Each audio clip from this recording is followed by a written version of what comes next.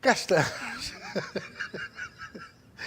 Prate, mais uma terceira e última mensagem acerca da importância da palavra. Abra comigo em Mateus capítulo 16. Mateus capítulo 16. Vamos ler a partir do versículo 13. Mateus 16, capítulo 16, versículo 13. Portanto, esta será a quinta mensagem acerca da importância da palavra e última. E 4 e 5 são 9. A nona mensagem da escola bíblica. Estou a falar bem? Para aí? Então, a 10ª? Xiii, essas matemáticas. 6 mais 5, pois é. Bom, depois ali os cientistas confirmam. 11ª? 10ª. Então, a próxima será de perguntas e respostas, para a semana. Eu pergunto e vocês respondem.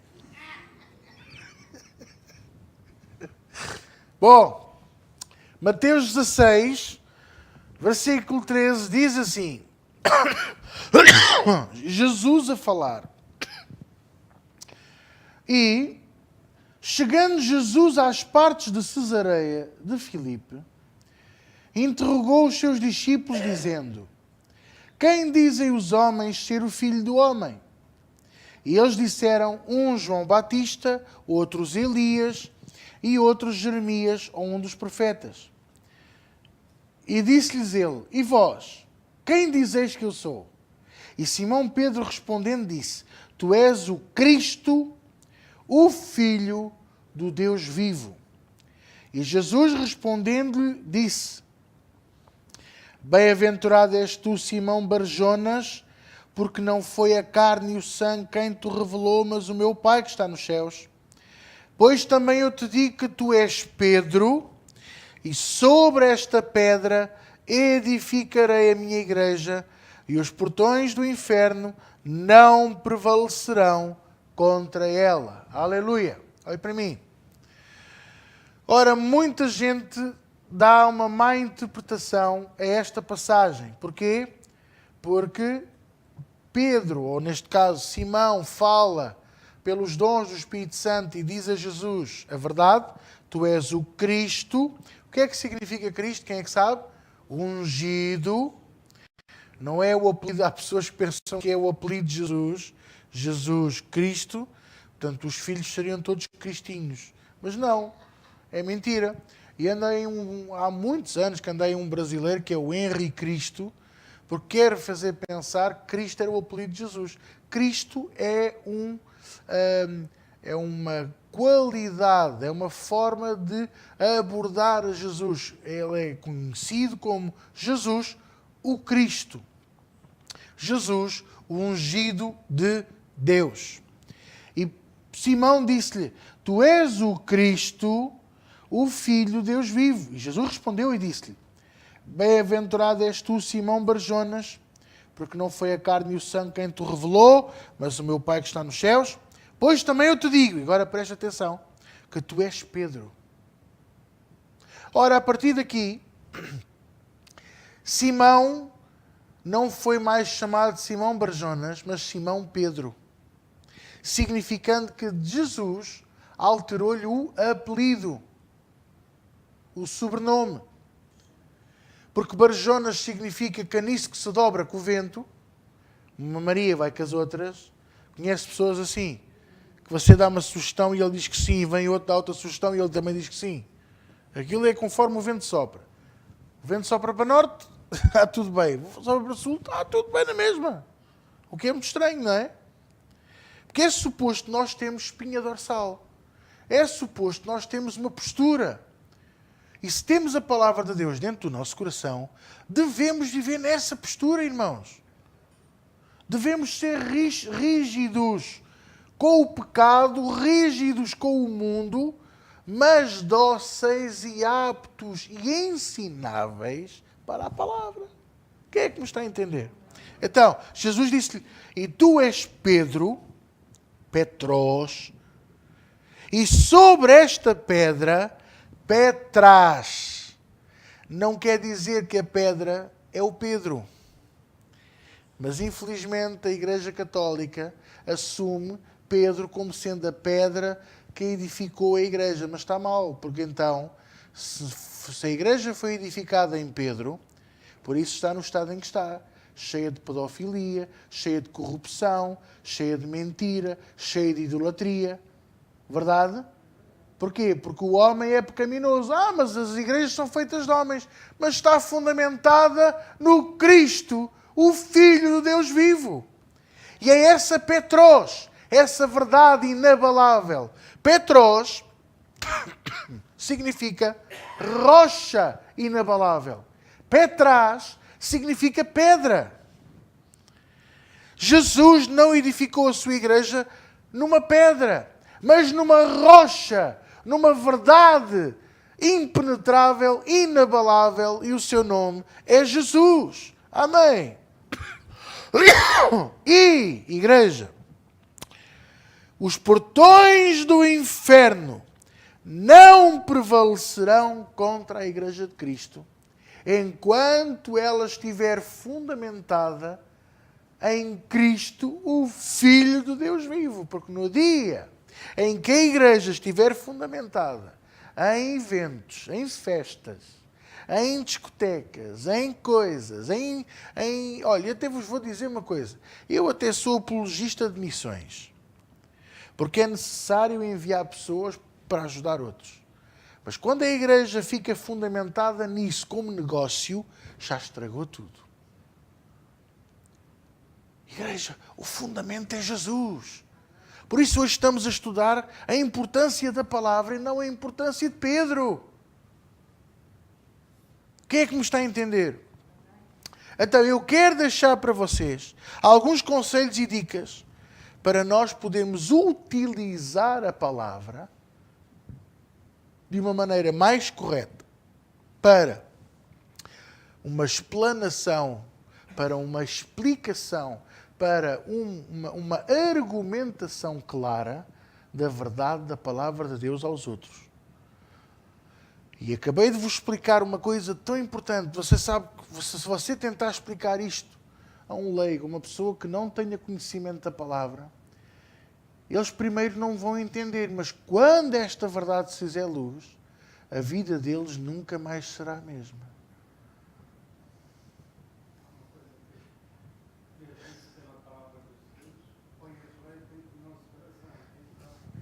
Guardei a tua palavra para não pecar contra ti. Ainda há bocadinho eu citei isso, não foi verdade? E aí está, Deus põe a sua palavra, não é? Para nós não nos afastarmos dela e nem nos afastarmos dele. Agora vejam uma coisa. Por acaso, a Aline ainda há bocadinho contou uma história muito engraçada. Como uma pequena frase pode transformar a vida de uma pessoa, não é? Um professor que até se considera ateu, dizer, ao ver os testes tão maus, Pai, perdoa-lhes que eles não sabem o que fazem. Citou quem? Júlio César, como vocês sabem, não é? Não? Pôncio Pilatos?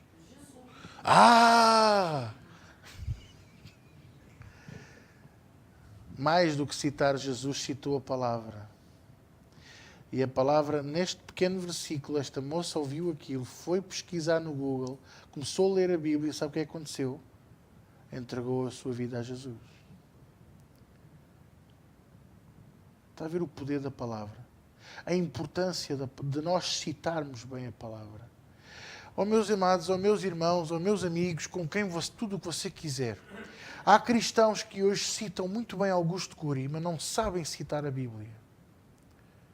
Há muitos irmãos hoje que citam tudo trocado, tudo fora de contexto, só para justificar a vida de pecado que levam. Nem é para evangelizar, nem é para argumentar a palavra. Só para justificar o pecado, igreja.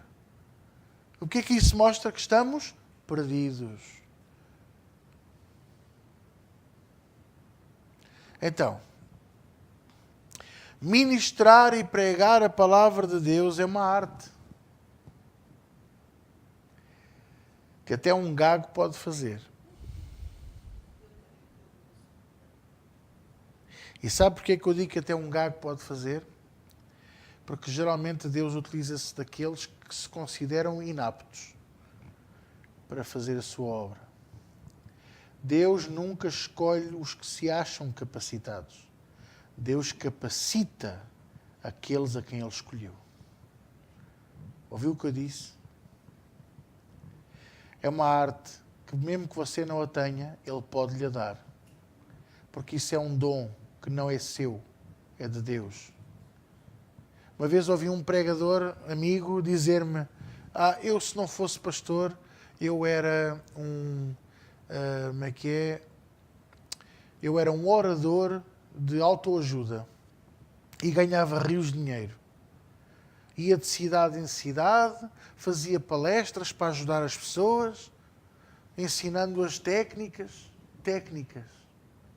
O bom pregador não ensina técnicas. O bom pastor e pregador ensina a palavra, mesmo que isso nos ponha a nossa vida a nu. Como eu dizia há bocadinho, muitas das vezes eu já tenho dito aqui neste púlpito quão miserável eu sou e quão mau eu sou. Porque a palavra que eu estou a pregar expõe-me a mim próprio. Mas eu, como não me prego a mim mesmo, mas prego a Cristo e este crucificado, do qual eu nunca me vou envergonhar, e nem do Evangelho que Ele nos trouxe, a boa notícia que Ele nos trouxe, prego com todo o amor e com todo o zelo e com todo o carinho, e assim o farei até Jesus me vir buscar. Muito obrigado pelos vossos améns.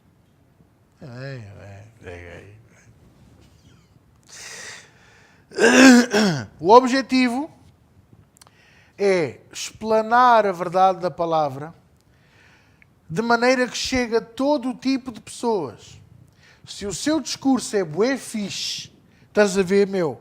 Portanto, Jesus veio para curar a malta, pá. É fixe para alguns, mas há pessoas que vão ouvir aquele discurso e vão dizer: epá, isto não é para mim. Mas se você tem um discurso muito elaborado, com palavras de 25 tostões, e só fala monocordicamente, sempre da mesma maneira, e sempre com palavras inexprimíveis, para uma pessoa que, por exemplo, tenha só a instrução primária, essa pessoa vai dizer a mesma coisa e vai dizer: este discurso não é para mim, e vai deixar de ouvir. Agora, se você falar a palavra de maneira a alcançar todo o tipo de pessoas, mas eu estou a falar só com uma senhora, você fala para ela como se estivesse a falar para a sala inteira. Jesus, quando falava para os seus discípulos, falava para todos quantos estivessem à volta a ouvir. Diz que eram multidões que seguiam a Jesus. Você acha que eram todos pessoas só com 3 dentes na boca? A Bíblia não diz que estavam lá os doutores da lei sempre para ouvir. E alguns escribas e fariseus e saduceus e essênicos não andavam lá todos de volta dele. Então Jesus ia de reparar que ele tinha um discurso simples, mas elaborado, e quando percebia que o povo não estava a entender, abria as janelas com parábolas, alegorias, metáforas, com histórias para eles perceberem a palavra e encaixarem dentro do seu coração a verdade explanada do nosso Deus. Posso ouvir amém? O objetivo principal de uma pregação é o de nós recordarmos o fundamento da igreja, que é Jesus, e do reino dos céus aqui na terra, sendo Jesus o Filho do Deus vivo. Nós não nos pregamos a nós mesmos, nós pregamos a Jesus e a verdade nele contida. Eu sou o caminho, a verdade e a vida, João 14,6. Por isso é isso que nós pregamos. Amém? Agora, desculpem, um pregador não é, e eu disse não é, isso para o irmão que está ao seu lado, diga-lhe ele, não é. Alguns estão a pensar, agora está a falar de Jesus, agora está a falar de Noé. percebo nada deste gajo, pá. Um pregador não é alguém que fala com sabedoria de homens, mas deverá ser um demonstrador do Espírito e do poder de Deus. Um pregador não é um escolhido para mostrar ao mundo quão bem ele fala ou quão bem gesticula, para levar quem o ouve a reconhecer que ele é brilhante. Eu, para vos fazer reconhecer que eu sou brilhante, passo um bocadinho de óleo aqui na testa. Óleo de coco, pois claro, que é para cheirar bem. Um pregador não é o elemento principal da igreja ou de uma reunião. Não é a estrela. Mas a estrela é o Espírito Santo de Deus e a palavra que é Jesus. Amém? Um pregador não precisa. Agora vire-se para o outro irmão e diga-lhe, não precisa.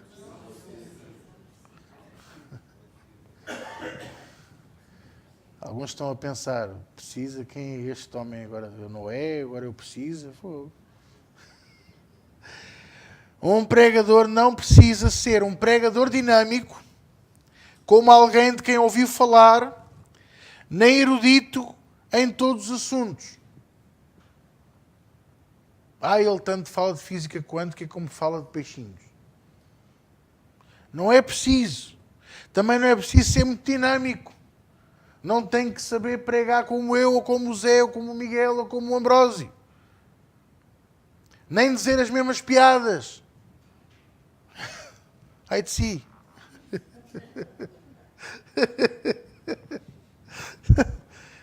Um pregador não precisa atrair multidões como um evangelista muito conhecido ou algo similar. Precisa apenas do Espírito de Deus.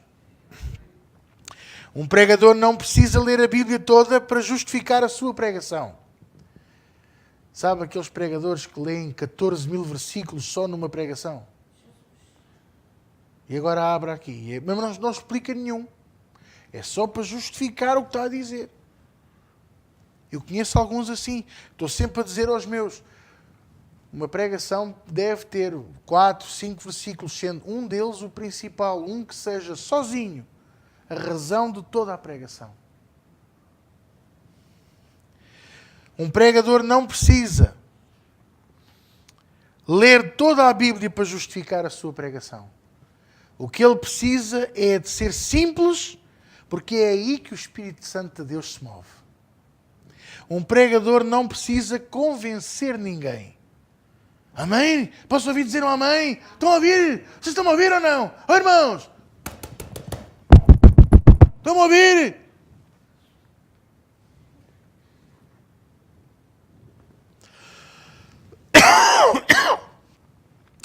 Um pregador não precisa convencer ninguém. Quem toca nos corações e implanta a semente da palavra é o Espírito Santo de Deus. Agora, um pregador deve concentrar-se. Diz para o outro irmão e diga-lhe a ele, isto é para ti.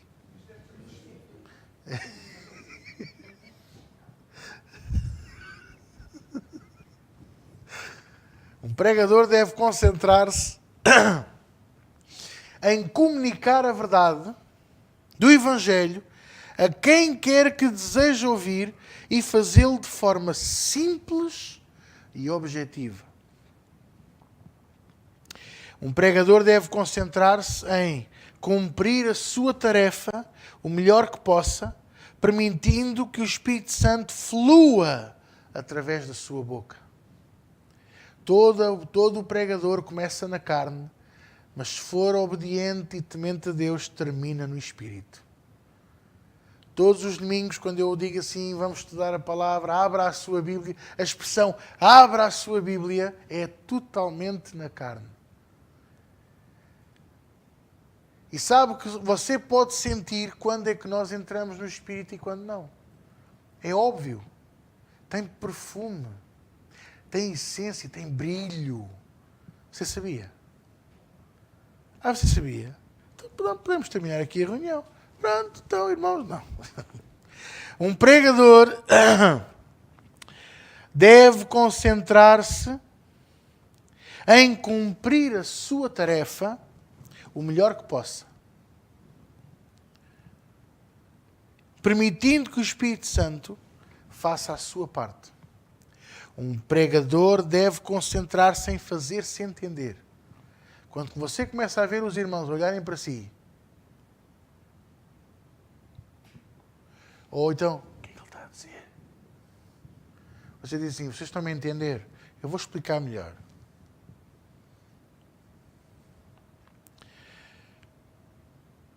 Nunca falo por meias palavras numa pregação. Porque sabe, irmãos, aqueles, vocês sabem, não é? E você fica, aqueles, sei o quê? Ele está a falar. Está a falar de mim? Ou enigmas. Ou recadinhos. Deve ser claro e focado no tema. Sabe, quando nós entramos nos recadinhos, saímos do Espírito. Ou nas meias palavras, aquelas meias palavras. Queremos dar assim uma indireta, então é meias palavras. Enigmas. Se vocês soubessem. Há pessoas que às vezes falam assim para mim. Pastor, se você soubesse. Soubesse o quê? Pois, se você soubesse. Oh, mas assim não sei mesmo. Não é? É um enigma. Para bem comunicar e partilhar o Evangelho, a palavra de Deus deve se tornar íntima para o pregador. Torne-se íntimo do assunto. Por isso é que nós aconselhamos sempre nós começarmos com a salvação. Porque se você for íntimo com os versículos de salvação, são tantos, pastor, como é que eu escolho? Faça como eu. Eu tenho 4 versículos no meu coração. Sempre. João 14,6. Eu sou o caminho, a verdade e a vida e ninguém vai ao Pai se não for através de mim.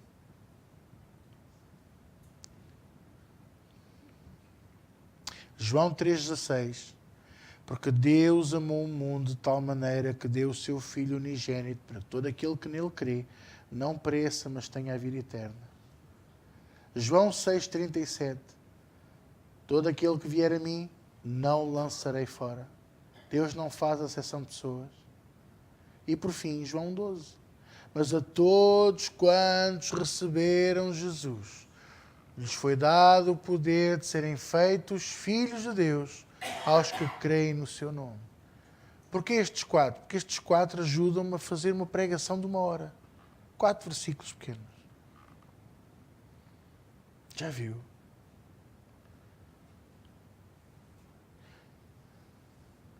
Houve uma altura que os versículos que eu usava para chamar a salvação eram outros. Passava por Romanos 10. Que tem ali uma panóplia de versículos seguidas que nos ajuda a ensinar e mostrar a cada um a importância de nós falarmos a palavra. Se você se tornar íntimo do assunto da palavra, essa palavra vai criar raízes no seu coração e vai fazer você começar a praticar essa palavra. E quando você pratica e prega essa palavra, ela vai muito mais poderosa, porque você vive aquilo que está a pregar. Quem é que me está a entender? Porque aí nós pregamos através do coração, praticamos através da palavra e o Espírito Santo põe o seu poder. A função do pregador, enquanto transmissor do Evangelho, é de permitir que o Espírito Santo se use dele. Se você deixar o Espírito Santo se usar de si, então você até pode não ter uma boa dicção, até pode não saber falar muito, pode não ter grande instrução. O Espírito Santo falará por si de forma extraordinária, porque ele é perfeito. Posso ouvir um amém? Sabe, a Bíblia diz em Hebreus capítulo 4, versículo 11, um dos versículos que eu mais gosto, mostra-nos que a palavra de Deus é mais penetrante do que qualquer espada afiada de 2 gumes. Por acaso é 4:12, Hebreus 4:12. Que penetra até a divisão da alma e espírito, juntas e medulas, e é apta para discernir os intentos do coração. O que é que me está a entender? A tarefa do Espírito Santo é tornar essa espada bem afiada, essa palavra bem acesa no coração, bem real no coração daqueles que a ouvem e recebem. Lá está Romanos 10, há bocadinho eu ia falar nisto. Romanos 10, versículos 8 a 17, para aqueles que estão a tomar nota. É uma boa passagem para você aprender para a salvação. Romanos 10, 8 a 17. Fala do processo da salvação e da importância da palavra de Deus, o ganho da fé e da função que nós, os que pregamos, temos, como por exemplo, vou citar aqui 3 versículos. O versículo 8 diz: a palavra está junto de ti e do teu coração. E é o quê? A palavra da fé que pregamos. Versículo 17 diz: a fé vem pelo ouvir e o ouvir pela palavra de Deus. Versículo 14 diz: como ouvirão se não houver quem pregue? Como pregarão se não forem enviados? E como serão enviados se não houver quem seja salvo primeiro para ser discipulado, ensinado, preparado? Quem é que me está a entender?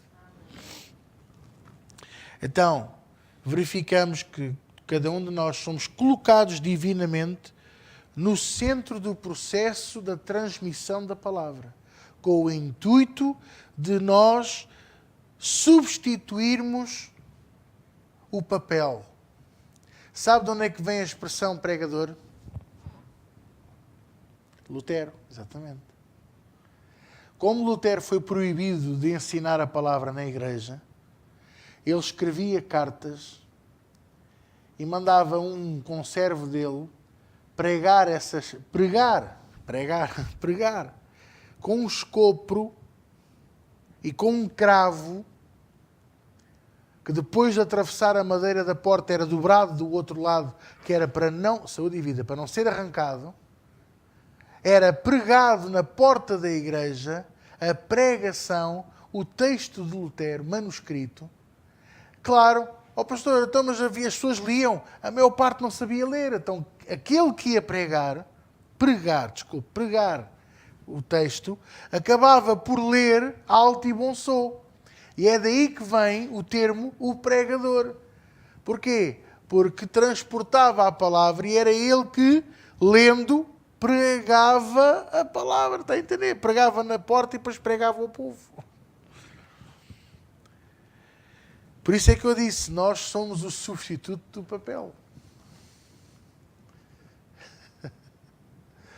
Você é o martelo que prega o cravo na madeira. Mas já não é na mão do Salvador. É no coração do povo que precisam de ouvir esta palavra. E o coração não sangra, vivifica. Aleluia! E quem ouve esta palavra e a aceita e recebe, rios de água viva fluirão do seu ser. Bendito seja o nome do Senhor. Agora, para terminar, é importante que nós queiramos comunicar esta palavra poderosa. Tenha desejo de falar a palavra. Tenha desejo de evangelizar. Tenha desejo de ser você aquele que dá importância à palavra de Deus. Queira transmitir a palavra para gerar fé no coração, para gerar salvação nas pessoas. Posso ouvir um amém? Nós fomos chamados para fazer a obra de Deus. Somos enviados, designados e ungidos por Deus para fazer a obra de Deus. Os santos anjos de Deus anelam por fazer isto, mas o Senhor nos deu a nós. E já agora, a Bíblia diz que se nós recusarmos, Ele levantará as pedras da calçada para o fazer. E eu não quero ser trocado nem substituído por um calhau. Não sei quanto a si. Amém?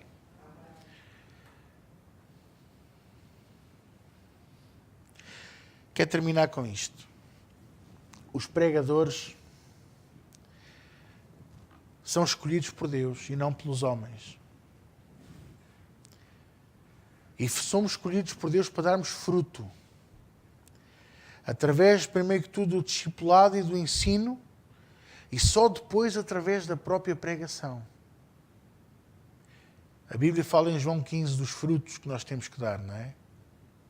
E como resultado dessa pregação, que um dia começamos também a ministrar aos outros, é normal que você espere coisas extraordinárias. Quando a verdade é pregada, não há pó de ouro a cair na igreja. Quando a verdade é pregada, não há pessoas pagas em cadeiras de rodas para se levantarem e fingir que foram curadas. Quando a verdade é pregada, os milagres são verdadeiros. E as coisas acontecem porque o Espírito Santo de Deus está presente.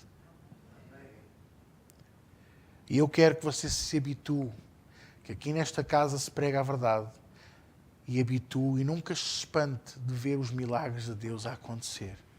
Porque você vai começar a ver coisas muito poderosas a acontecer aqui. Oh pastor, e se não acontecer? Não vamos perder a fé, nem vamos perder a esperança, nem o ânimo, porque não andamos pelo que vimos, nem pelo que sentimos, nem pelo que ouvimos. Andamos pela fé.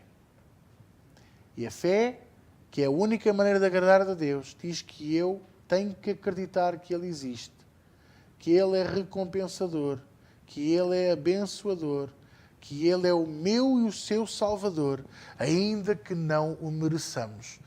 Não pelos nossos méritos, mas pelos méritos do nosso Senhor e Salvador Jesus Cristo, o qual é o fundamento e a origem e a base basilar de todas as coisas. A pedra de esquina, o fio de prumo, o nível que nos mostra se estamos no caminho certo ou não estamos. Posso ouvir o amém? Então vamos ficar de pé para orarmos e terminarmos esta aula.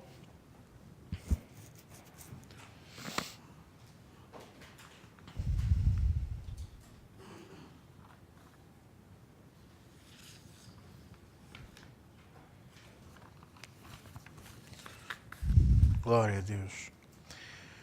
Querido Pai, querido Deus, nesta noite graças te damos pela Tua Palavra, porque ela é como Tu, viva, eficaz, poderosa, invencível, perpétua, verdadeira, infalível, indestrutível, inigualável, não há nada igual a Ti. Graças te dou porque eu sei que ela está a entrar em cada coração, está a transformar e a dar fruto, está a operar milagres, coisas extraordinárias. E eu sei, Senhor, que isto é só apenas o princípio de coisas maravilhosas que Tu nos vais dar. Princípios poderosos de bênção, de vitória, de frutos no Espírito, em nome de Jesus. Senhor, abençoa-nos e conduz-nos até casa em segurança e em paz.